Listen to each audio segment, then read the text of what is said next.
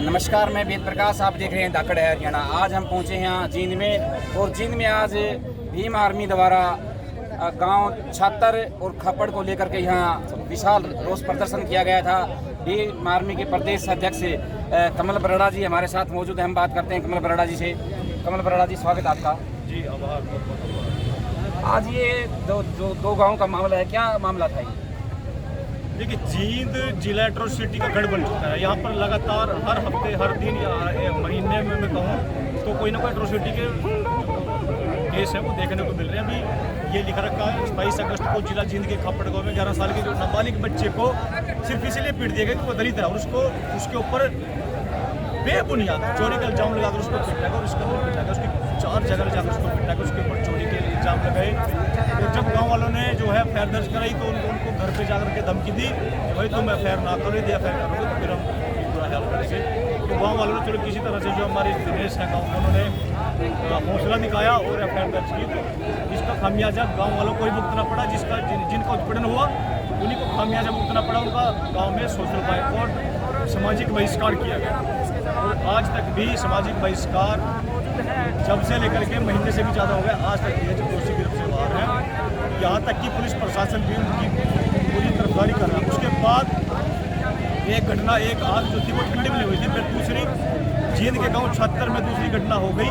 वहाँ पर भी तथाकथित जाति के लोगों ने अपने समाज के लोगों का बहिष्कार किया, और वहाँ पर भी जो है पुलिस प्रशासन हाथ पे हाथ रख कर बैठा है, क्योंकि पुलिस प्रशासन जो है गुलाम बन चुका है सरकार का। पुलिस प्रशासन की मंशा नहीं है कि दोषियों को गिरफ्तार किया जाए, इसलिए यहाँ पर जो है एक विशाल आंदोलन किया गया भीम आर्मी के द्वारा।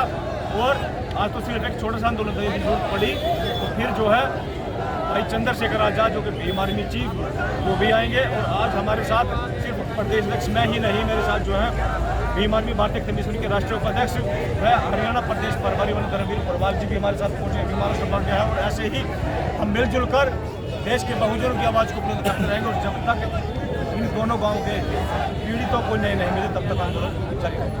सर देखिए, छात्र गाँव की बात कर रहे हैं, किस प्रकार की धमकी मिल रही है, किस प्रकार का डर का माहौल है?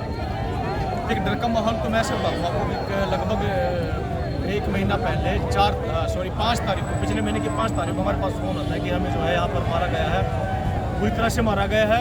हम अम्बाला से स्पेशल चल कर हमने 2-3 घंटे में हम गांव में पहुंचे, और गांव में माहौल इस कदर था कि सभी लोग सहमे हुए थे और ये कह रहे थे कि भाई हमारे ऊपर ये नहीं पता कब हमला हो जाए। हमने कहा कि भाई चलो ठीक है। हमने पुलिस प्रशासन से बात की, एसपी से बात की, डीएसपी से बात की, और हमने निर्णय लिया कि हम यहीं पर रहेंगे, सारी रात यहीं रहेंगे, क्योंकि हमारे लोग डरे हुए हैं। समाज पर विश्वास करता है। हमने जो है बिल्कुल वैसे ही किया, हमने समाज का विश्वास टूटने दिया। हम रात को नहीं सोए जब तक पुलिस प्रशासन वहाँ पर नहीं आए, हम वहीं पर रहे, क्योंकि पुलिस प्रशासन की भी मंशा नहीं है दोषियों को गिरफ्तार करने की, क्योंकि पुलिस प्रशासन तो उसका होता है जिसकी सरकार होती है, सरकार का उसका किया। और दुष्यंत चौटाला का ये गढ़ है, गढ़वाना विधानसभा, उचाना विधानसभा से वो जीत के गए हैं, तो भाई यहीं पर ये एट्रोसिटी, और इसलिए जो प्रशासन भी है वो हाथ पे हाथ। पहले भी धरना प्रदर्शन हुए हैं और आज भी धरना हुआ है, प्रदर्शन पुतला भी फूके है, तो अब ये की रणनीति क्या रहेगी? क्योंकि धरना प्रदर्शन से लगता है अभी काम बनने वाला नहीं, बिल्कुल भी नहीं बनेगा। तो हमने थोड़ा सा एक संकेत दिया है कि हम ये जितना कर सकते हैं उससे बड़ा भी करेंगे। आज परसों से जो है पर दोनों परिवार और तमाम हरियाणा के भीम आर्मी संगठन जो है, तमाम तरह की जो भी गतिविधियाँ रहेंगी वो यहाँ पर रहेंगी। लगभग परसों से हम यहाँ पर अनिश्चितकालीन धरना प्रदर्शन रखेंगे, और हमारी मांग यही रहेगी कि दोषियों को गिरफ्तार किया जाए, और जो पीड़ित परिवार को उत्पीड़न हुआ है उनको जो सरकारी मुआवजा होता है वो दिया जाए, आर्म्स लाइसेंस दिए जाए, क्योंकि फ्यूचर में ऐसी कोई घटना ना हो, और उनको जो है बिल्कुल न्याय मिलना चाहिए। इसलिए सोच कर हम जो है यहाँ पर तो सर, जिस प्रकार देखा गया है किसान आंदोलन चल रहा है, एससी समाज है,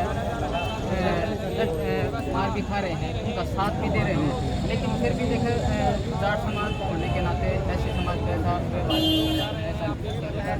देखिए ऐसे है, हर जाति में कुछ जाति किसान भी सारे गलत नहीं है, किसान सारे गलत नहीं है, कुछ शरारती तत्व होते हैं, हर जाति में होते हैं, वो हम हमारे बीच भी हैं, उनके बीच भी होंगे।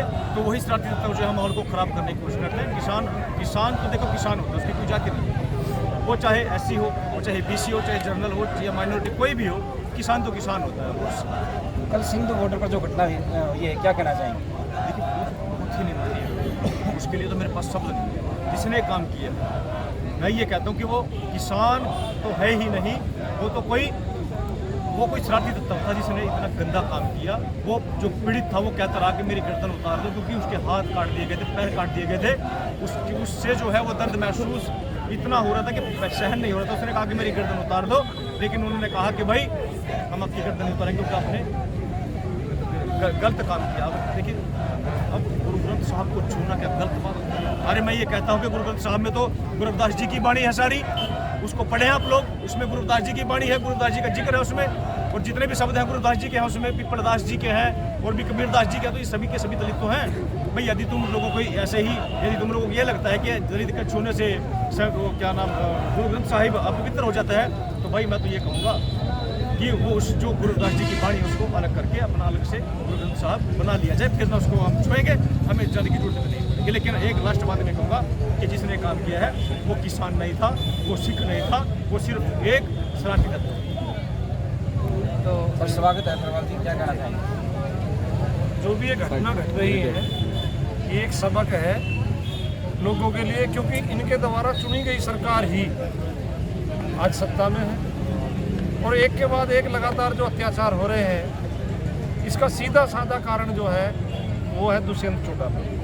क्योंकि जो यहाँ जो क्षेत्र है जहाँ खापड़ गांव भी और छत्तर गांव भी, ये दोनों पुराना क्षेत्र मानते हैं और यहाँ से जो जनप्रतिनिधि है वो दुष्यंत चौटाला है और सूबे के प्रदेश के जो है डिप्टी सीएम है। और जो अपराध करने वाले लोग हैं जिन्होंने भी ये सोशल बाइकाट किया है या मारपीट की है या उस 11 साल के बच्चों को गांव में नंगा घुमाया था, वो सारे के सारे उस जाति विशेष के हैं जिससे दुष्यंत चौटाला संबंध रखता है और उनको दुष्यंत चौटाला का पूरा संरक्षण है।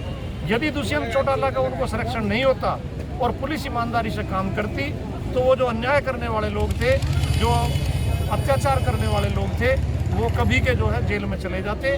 और आज जो 1.5-2 महीना होने के बावजूद भी ना तो जो एफआईआर होनी चाहिए थी उस तरीके से ना तो वो एफआईआर भी है और ना ही यदि एक छात्र गांव में एफआईआर भी हो गई है तो एक भी दोषी को गिरफ्तार नहीं किया गया है। इसलिए ये सीधा मामला दुष्यंत चौटाला की सह पे किया जा रहा है और ये दुष्यंत चौटाला का जो काम है ये इस लोगों को ये देखना पड़ेगा, समझना पड़ेगा कि उसकी मंशा क्या है। ये हमेशा जो है दलितों के साथ, कमज़ोर वर्ग के साथ अत्याचार करते हैं और करवाते हैं।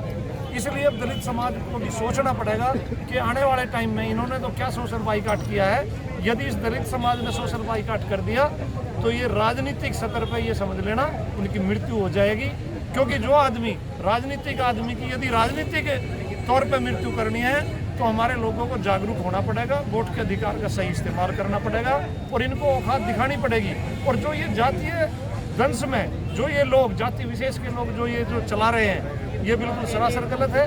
इन्हें ये देखना पड़ेगा, अपने इतिहास में जाना पड़ेगा कि आपको चंडाल कहा जाता था, इस जाति विशेष के लोगों को चंडाल कहा जाता था, चांडाल कहा जाता था। और आज वो अपना आपको पता नहीं क्या सवर्ण समझ रहे हैं या क्या समझ रहे हैं। साथियों, ये आपके माध्यम से हम बताना चाहते हैं कि वो लोग शूद्री हैं और उनको अपनी औकात आने वाले समय में जल्दी ही, ये दलित समाज जो है बहुत समझदार है, संविधान को मानने वाला है और सही समय पे ये सही चोट मारेगा। और आपने ये कहा था अभी कि भाई धरना प्रदर्शन पहले भी हुए हैं और आगे भी आज भी हुआ है, तो मैं आपको ये बताना चाहता हूँ कि पत्थर पे जो पहली चोट पड़ती है वो पहली चोट, या पत्थर भला ही ना टूटे पर वो पहली चोट जो है मायने रखती है और वो उस पत्थर को टूटने की नींव रखती है। तो इसलिए ये जो धरना प्रदर्शन चल रहे हैं ये इस सरकार के या इस सरकार के जो प्रतिनिधि हैं इनके छाती में कील ठोकने का काम करेंगे आने वाले समय में। आप देखना, क्योंकि दलित समाज अब जाग चुका है। और रही किसानों वाले आंदोलन की बात है, दलित समाज तो वो है कि जो हर किसी को सहयोग करता है, हर किसी को सहयोग करता है, परंतु जब मौका पड़ता है दलितों का कोई सहयोग नहीं करता। और ये किसान आंदोलन में जो बात चल रही है, ये जो हत्या हुई है, निर्मम हत्या हुई है, ये सरासर गलत है और इसको जल्दी से जल्दी जो है दोषियों को गिरफ्तार करना चाहिए। ये किसी एक आध आदमी का काम नहीं हो सकता, इसमें कई लोग शामिल हैं और पुलिस ईमानदारी से, सरकार ईमानदारी से इसकी जांच करवाए और दोषियों को जल्दी से जल्दी फास्ट ट्रैक कोर्ट के द्वारा सजा दिलवाए।